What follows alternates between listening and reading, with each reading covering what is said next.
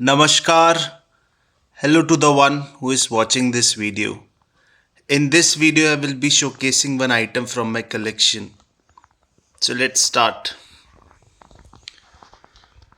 This is a 20th century British India coin struck in the year 1946, the year in which the provincial elections were held to elect members of the legislative councils of British Indian provinces.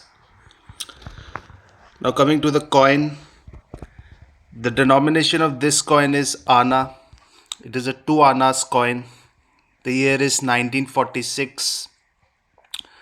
The material composition of this coin is nickel brass.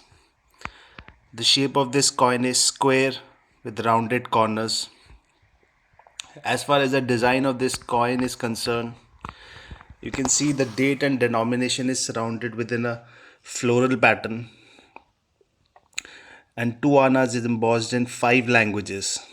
In the middle it is English, and within its vicinity it is Telugu, Hindi, Bengali and Urdu. On the back of it,